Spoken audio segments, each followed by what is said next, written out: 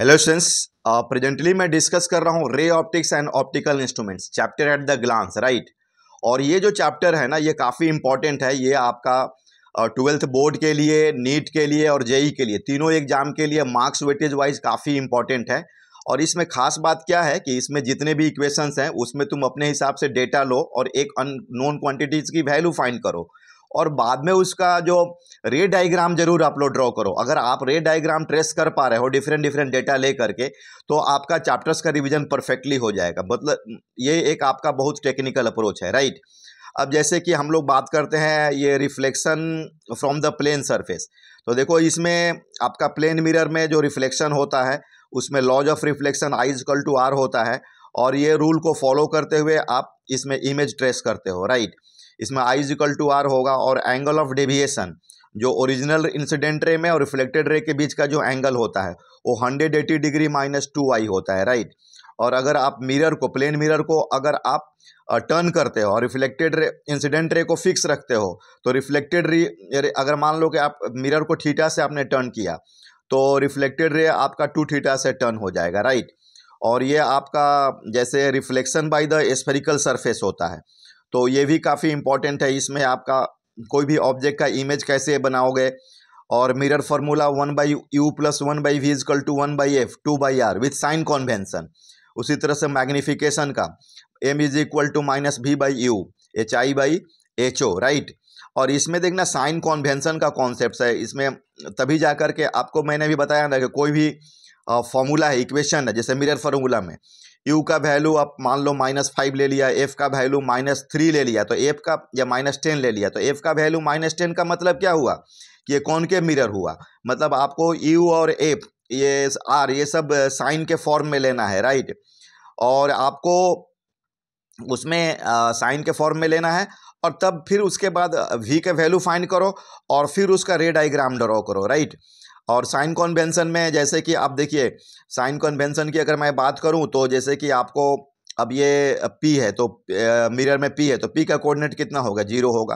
Focus का coordinate कितना होगा, ये कॉनकेव मिरर में -f,0 होगा। C का कोऑर्डिनेट कितना होगा, -2f,0 होगा। और उधर मिरर के बिहाइंड में प्लस आएगा। तो इस तरह से कोऑर्डिनेट सिस्टम के हिसाब के साइन कन्वेंशन से एक्सिस पर डिफरेंट डिफरेंट तुम पॉइंट्स लोगे और उसका साइन के साथ यूज करने वाले हो, राइट। तो ये आपका कॉन्सेप्ट्स ऑफ द रिफ्लेक्शन हो रहा है डियर स्टूडेंट्स। उसके बाद मैं बात करने वाला हूँ आपका ये रिफ्रैक्टिव इंडेक्स। रिफ्रैक्टिव इंडेक्स कोई भी मटेरियल का प्रॉपर्टी है, ठीक है ना, ऑप्टिकल प्रॉपर्टी है, ठीक है। और उसमें आपका ये सराउंडिंग के रेस्पेक्ट में कोई भी मटेरियल का रिफ्रैक्टिव इंडेक्स मेजर करते हैं। रिफ्रैक्टिव इंडेक्स रिलेटिव टर्म है, और mu is equal to c/v, c speed of light in the free space और एयर हो गया, और v speed of light in the medium हो गया, राइट। और laws of refraction of the light भी बहुत इंपॉर्टेंट टॉपिक है। इसमें आपका इंसिडेंट रे, रिफ्रैक्टेड रे और normal lie in the same plane. और for single colour of the light, मतलब जिसका एक लैम्डा फिक्स हो, उसके लिए sine i by sine r is equal to 1μ2। मतलब साइन आई क्या है, आई तो एक तरह का एंगल है, और साइन आई रेशियो हुआ, साइन आर भी रेशियो हुआ, और रेशियो बाई रेशियो वो भी आपका रिफ्रैक्टिव इंडेक्स। तो रिफ्रैक्टिव इंडेक्स भी क्या हो गया, एक तरह का रेशियो हो गया, राइट। तो ये आपका रिफ्रैक्शन ऑफ द लाइट है। और मैं बार बार बोल रहा हूँ कि आप डेटा एनालिसिस करो, उसमें अपने हिसाब से डेटा रखो साइन कन्वेंशन के साथ, और रे डायग्राम जरूर ट्रेस करो। जैसे ये लेंस मेकर्स फार्मूला आप जानते हो, लेंस मेकर फार्मूला में आपका फोकल लेंथ का डिपेंडेंस बताता है।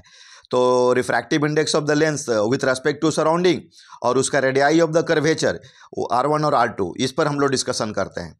और ये 1/f mu under bracket mu -1 under bracket 1/R1 - 1/R2। अब इसमें आप ले लो कुछ भी, R1 प्लस माइनस में जो भी आपको लग रहा है, R2 भी प्लस माइनस में लेकर, और फिर रे ट्रेसिंग करो। और पावर ऑफ द लेंस जो होता है आपका 1/f फोकल लेंथ का रेसिप्रोकल होता है, ठीक है। और इसमें डेविएशन वगैरह भी देखिए, आपको लाइट उसमें refractive the tangent of the angle by which it converge और diverge a beam of light falling at unit distance from the optical center, P is equal to 1/f, right. तो ये concepts है। तो ये lens के बारे में हम लोग डिस्कशन कर रहे हैं, ठीक है। अब मैं बात कर रहा हूँ आपको थोड़ा सा ये real and apparent depth, okay. तो ये देखिए, अच्छा, ये principle of reversibility of the light का क्या होता है? This principle states that the final path of the ray of the light after it has suffered several reflection और refraction is reversed, it retraces its path exactly. मतलब अगर हम लोग मतलब उसके एंड से भी अगर हम लोग ये कोई प्लेन मिरर वगैरह उस पर रख दें, देखिए डायग्राम में, तो वो रिवर्स कर जाएगा। Reversibility, principal of reversibility of the light, ये काफ़ी यूजफुल फेनोमेना है। और आपको उसमें ये आप लोग मुझे बताओ, इसका जो आपका ये real depth and apparent depth, जैसे कोई ऑब्जेक्ट है पानी के अंदर में है और आई जो है आपका एयर में है, तो उसका देखना आप ये डायग्राम देखो, तो इसका जो इमेज थोड़ा शिफ्ट करता है, ठीक है ना। Apparent depth real depth by refractive index होता है, और रिफ्रैक्टिव इंडेक्स क्या होगा? ये refractive index of the water with respect to surrounding, मतलब आई के रेस्पेक्ट में देखेंगे real and apparent depth and refraction through मतलब ये लैटरल शिफ्ट होता है। लैटरल, ये देखिए ये जो अपेरेंट डेप्थ, इसी तरह से अपेरेंट हाइट भी हम लोग डिस्कस करते हैं।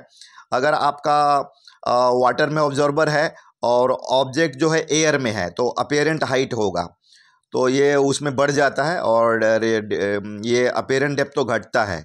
और ये लैटरल शिफ्ट भी होता है। कोई ग्लास स्लैब्स में अगर लाइट आप lateral shift is the perpendicular distance between the incident and emergent ray when light is incident obliquely on the refracting slab with parallel faces, मतलब air to glass and glass to air.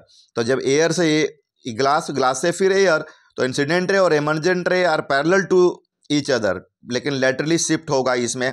तो ये भी अच्छा एक phenomena है आपको, और ये काफ़ी यूजफुल फेनोमेना है, ठीक है स्टूडेंट्स।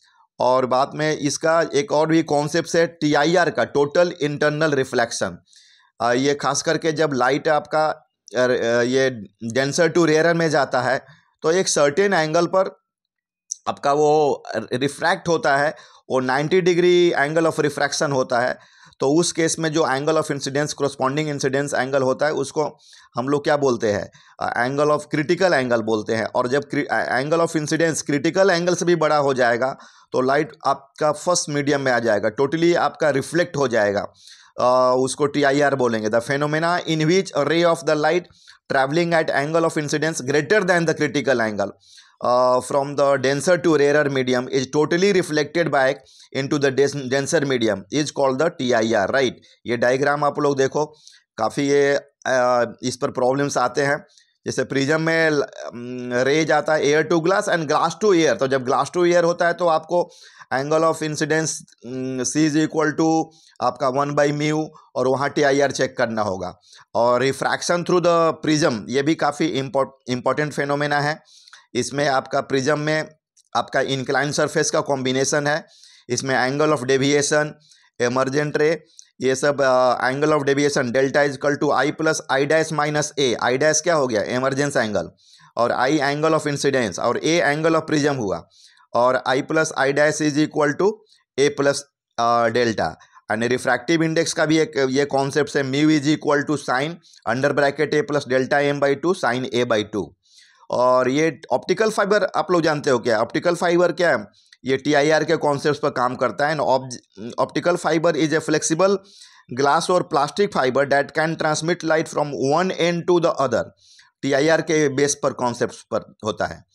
और बाकी जो ये लास्ट का जो एक टॉपिक है आपका ऑप्टिकल इंस्ट्रूमेंट, सिंपल माइक्रोस्कोप, जैसे आपको सिंपल माइक्रोस्कोप, तो ऑप्टिकल इंस्ट्रूमेंट्स का क्या यूज होता है? इसमें मैग्नीफाइंग पावर डिफाइन करते हैं हम लोग। मैग्नीफाइंग पावर मतलब ये विजुअल एंगल होता है। विजुअल एंगल मतलब आपका angle subtended by any object at the naked eye, और मैक्सिमम विजुअल एंगल तभी होगा जब आपको ऑब्जेक्ट को हम D डिस्टेंस पर रखेंगे, list distance of clear vision. और कोई सिंपल माइक्रोस्कोप का मैग्नीफाइंग पावर एट D पर क्या होगा? Angle subtended by the image at D and angle subtended by the object at infinity. और मैथमेटिकली इसको आप डिराइव करोगे मैग्नीफाइंग पावर का, तो 1 + D/A। कोई डेटा एनालिसिस करो, D का वैल्यू -25 लो, डायग्राम के हिसाब से देखो, डेटा एनालिसिस करो, आप माइंड में इसको विजुलाइज करो, और जब आपका इमेज इन्फिनिटी पर फॉर्म होगा तो वो D/F होगा। और वैल्यू पुट करके फिर रिजल्ट निकाल करके उसका रे डायग्राम ट्रेस करो। ये ज़्यादा इंपॉर्टेंट है, बार बार मैं इसको आपको रिपीट कर रहा हूँ, राइट। और उसके बाद ये देखिए कंपाउंड माइक्रोस्कोप है। कंपाउंड माइक्रोस्कोप में आपका magnifying power MO into ME, MO हो गया आपका linear magnification of the objective and magnifying power of the eyepiece. और ये जब आपका इस पर बनता है लिस्ट डिस्टेंस और क्लियर विजन पर डी पर मैग्नीफाइंग पावर जो होगा फाइनल इमेज, तो B O by E O plus 1 plus D by F E होगा। और इसको लेंथ ऑफ द ट्यूब के भी फॉर्म में, मतलब length L distance between objective and eyepiece, L by F O 1 plus D by F E, right. तो और जब इमेज फाइनल इमेज इन्फिनिटी पर फॉर्म होता है तो L by F O D by F E या V O by U O D by F E. तो ये आपको ध्यान देना है। और उसमें बाद उसके ये आपका एस्ट्रोनॉमिकल टेलीस्कोप, एस्ट्रोनॉमिकल टेलीस्कोप में भी हम लोग मैग्नीफाइंग पावर डिफाइन करते हैं। इसमें ऑब्जेक्टिव जो होता है आपका छोटा होता है, आई पीस जो होगा आपका बड़ा होगा, ठीक है। इसमें मुझे लग रहा है डायग्राम ये गलत है, एक्चुअली ऑब्जेक्टिव बड़ा होगा और आई पीस छोटा होगा, राइट। ये डायग्राम में थोड़ा सा ये करेक्शन है। और इसमें आपका मैग्नीफाइंग पावर तो बीटा बाई अल्फ़ा, ये डायग्राम से देखिए बीटा और अल्फ़ा एंगल दोनों को आपको देखिए सेंस लेना होगा। और ये minus F O by F E 1 plus F E by D, ध्यान दीजिएगा ये जब आपका फाइनल इमेज आपको डी पर बनता है। और फिर आप डेटा पुट करिए, उसका वैल्यू देखिए और ये डायग्राम देखिए, ठीक है। और आपका जब इन्फिनिटी पर इमेज बनेगा तो minus F O by F E. और देखिए इसमें इमेज वगैरह देखिए इन्वर्टेड बन रहा है, यही सब एनालिसिस करना होता है कि आपको कैसा इमेज बन रहा है, ठीक है। जैसे ये रिफ्लैक्टिंग टेलीस्कोप है, रिफ्लैक्टिंग टेलीस्कोप ये आप देखिए तो इसमें आपका F O by F E 1 plus F E by D, जब फाइनल इमेज आपका डी पर बनता है और ये आपका जब ये इन्फिनिटी पर बनता है तो F O by F E, right. तो ये काफ़ी यूज़फुल और काफ़ी वेटेज वाइज आपका चैप्टर्स है। आई होप आपको लिए यूज़फुल होगा। अभी सब एग्ज़ाम्स के नज़दीक आ रहा है, आप लोग रिवीजन को रफ्तार में लाइए। Okay, thank you.